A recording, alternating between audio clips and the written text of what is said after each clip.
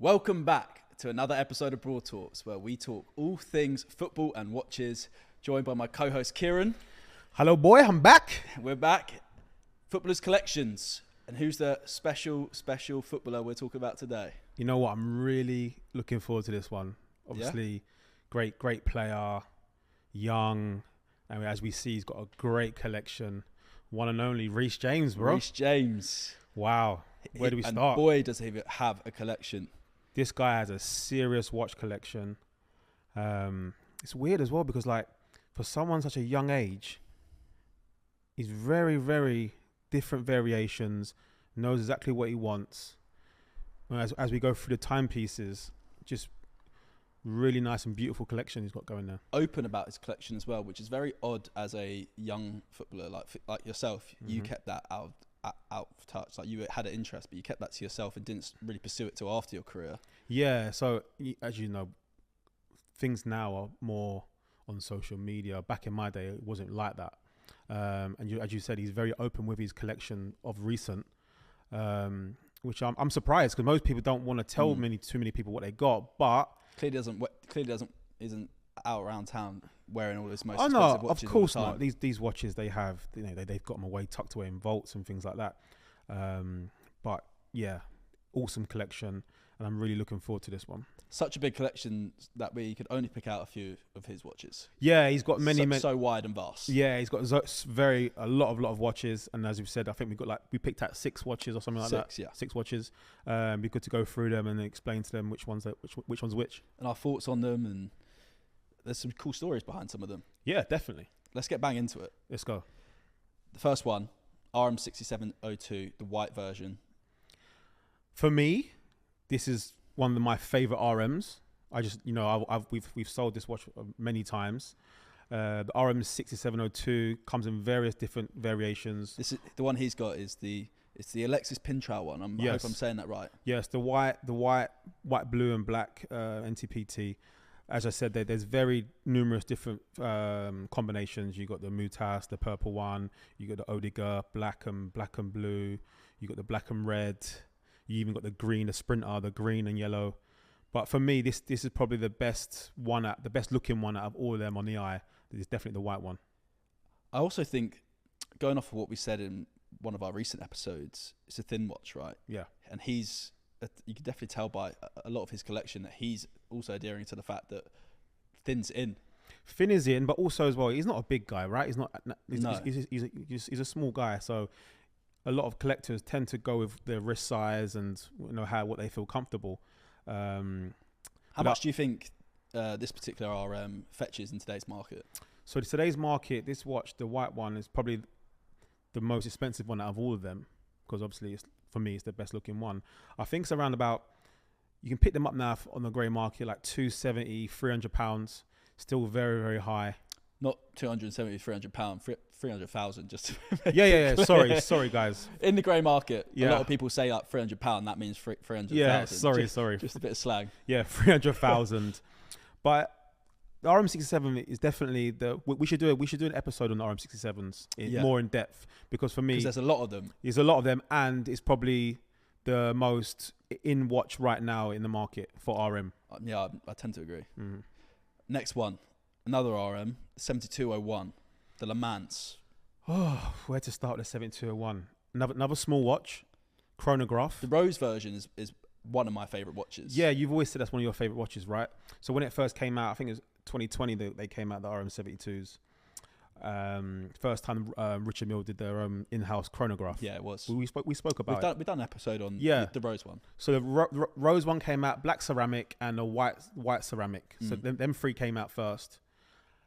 Now they've brought out the Le Mans version. Richard Mille has always been a connection with F1 racing. He's always done RM Le Mans. I think all Le Mans he's done are limited edition to 150. So do I like it on the eye? I do like it. I like the green. Le Mans always been green. So I do like it on the eye. I like the fact that he's gone for the RM72, which is the limited edition one, because the rest of the RM72 are not limited. Yeah. So this is a great thing for his collection. And he's a big guy on fashion. And I always see when he wears it, he matches it to his drip. Like, Really? he's always wearing the exact colours of the watch. Yeah, that matches outfit. Reece has got good drip, right? Yeah, he has. You'd say like a lot of people would say questionable, but like for us, like we definitely. Yeah, I like his style, and as you said, if he's matching his watches with his clothes as well, it's all good. Yeah, gets the pass from us. Yeah. Now and then, Reece would text me and say, "What do you think of this watch?" And I remember he texted me about the 5970p and he's asking me questions about it. And I said, for me, the Patek 5970p is the best Patek ever made. One of them. Well, for me, you know what? I'm going to say it's best Patek ever made for me. From the design, timeless, elegance, beautiful in the eye. And I said to him, you know what? Great investment. I think it would do well. I said to him, you have to get the black dial one. You have to get the platinum version because the platinum version is the best one. Mm-hmm. So the 5970s, they make 4 combos. White gold, which I have myself. Yeah. White dial, which is a great watch. Yellow gold, which is the most rarest one out of all the 4 combos. Yellow gold. Yeah. But is it the most sought after, even though it's the rarest? No, the platinum is. Yeah, so, yeah. So I'm just giving you the 4 the variations. Course. White gold, yellow gold. The platinum one. Which is the P, and the rose gold. Yeah. So the most common one is the white gold. Then it'll go the rose gold, then the platinum, and then the yellow. But for me, the platinum is definitely the best look in the eye. The black dial, beautiful. Perpetual calendar chronograph, iconic. Dress up watch, and it can be with a casual like this now with a t-shirt and jeans. But like you look at the last 2 watches, he wouldn't wear that with a suit. No, he couldn't do that. He'd wear this one. Definitely. Yeah. I feel like out of his collection, what we're going through, for me, this is his favorite watch. This is my favorite watch in his collection, which I feel is the best one. So looking at the last 3 watches he's had, firstly, let's get onto this. How much do you think that fetches in the market today? Okay, so the 5970, they've come down a bit, but it's still a lot of money. To find a black dial, which is probably I'll say about £220,000 to £250,000 that watch in today's market. And here's another question for you. When it comes to someone like Reece, is he getting his watches from Patek, from Richard Mille? Is he buying them on the grey market? You don't know for a fact, obviously, but what's your opinion on it? What do you think? He's definitely getting his watches at list. Yeah. The Patek I just mentioned there, he probably wouldn't go that list because they don't make it no more. They discontinued it in 2010. Yeah, I'm sure the 5970 came out 2004 to 2010. There may be some late 2011s. So Patek don't make it no more. So, but you never know because Reece has got connections with Patek. They may have one in the safe pull out for him, which is amazing. I like that about Reece though. I like it when a footballer like that, someone well known, can get them at list and like that's great. We all get that. But he's also so involved in love with watches that he's also willing to go onto the grey market and buy what he loves. Yeah, of course, because a lot of these great watches, they don't make no more, right? Yeah. You know, my favorite watch, 6270 Rolex, they don't make it no more. You can't get it off Rolex. So you have to go into the grey market. And the ultra rare watches, sometimes you have to go grey to find them.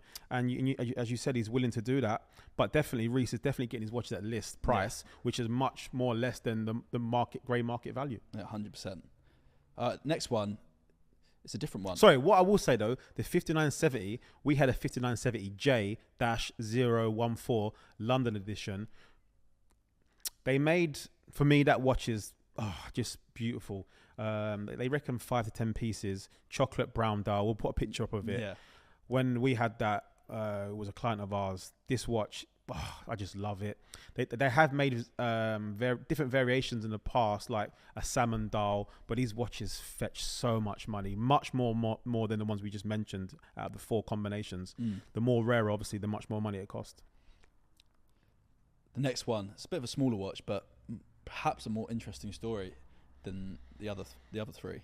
The Omega Snoopy, the 50th anniversary. Yeah, you know what? I actually like the Omega Speedster Snoopy.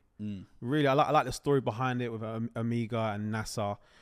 Snoopy being the official mascot for NASA back in the 60s. To be honest, I would have liked if he would have got the 2003 version.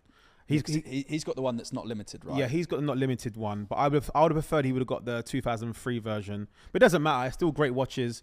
So in 2003, they brought out a version of the Snoopy Omega, and in 2015 they brought another one out, and then just now they released in 2020 the one he has, which is a great looking watch. You know, it's an everyday watch as well, and in his circles, I don't reckon many footballers gonna be wearing that watch. No, exactly. You know? And when you've got the amount of money that someone like he does, and you can afford all the nice watches in the world, so can a lot of his mates. But it's about getting the little ones when someone's like, oh, what's that one? That's more of a conversation starter than RM. You know what? It's the small details. You know, the Snoopy with the actual Snoopy on it in the dials at 9 o'clock. The funny thing is, he probably never heard of Snoopy because he was too young to even know about Snoopy the cartoon, which is crazy. But people were getting on to me about me complaining about being like too young to remember things. Yeah, because Reece only 23, right? He's even younger than me. I know, and he's crazy, isn't it? Yeah. The next one, Rainbow.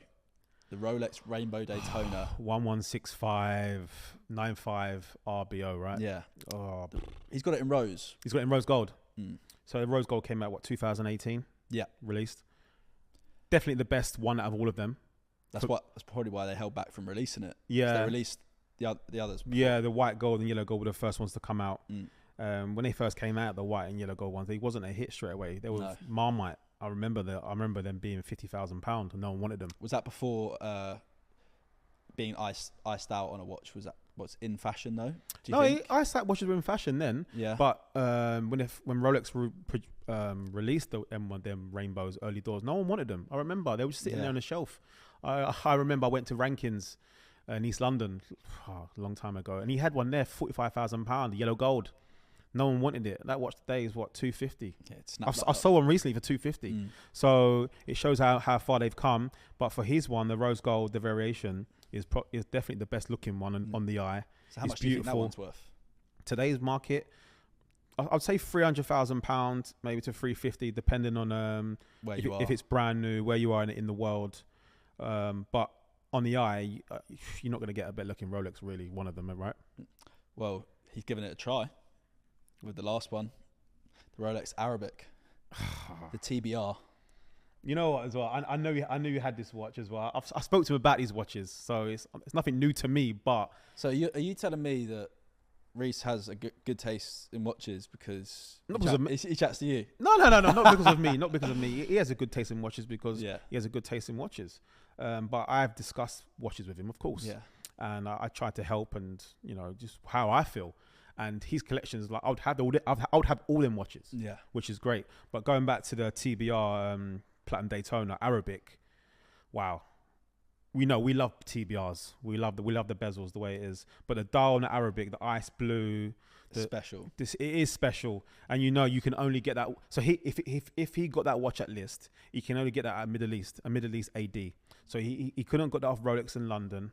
It'd have to be someone in the Middle East. So when he got that. Where? World Cup.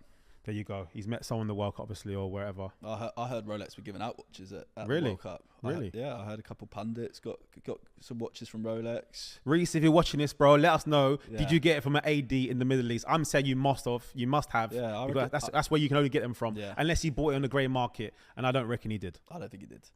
So I've got one last thing. Mm-hmm. Out of all the footballers in today's market, if there was one footballer to get into watch dealing and this side of life that we're in after their career, Reece James is that guy. I think so because he's shown such a love of the watches. He's 23 years old. I keep going on. He's like ahead of his time with the watches. I would say definitely. He's got the eye for it. He's wants to learn. Takes some information very well, and I'm sure he talks to many watch people around the world, learning just like me, just like I do. You're learning all the time about watches, right? And I would say definitely after football, he could definitely get involved in watches. And if he wants to become a part of Broad Talks, he's more than welcome. 100%. Come and see me, Reece. Perfect. All right, guys, that's been it. Don't forget to like, comment, and subscribe, and we'll catch you in the next one. See you later.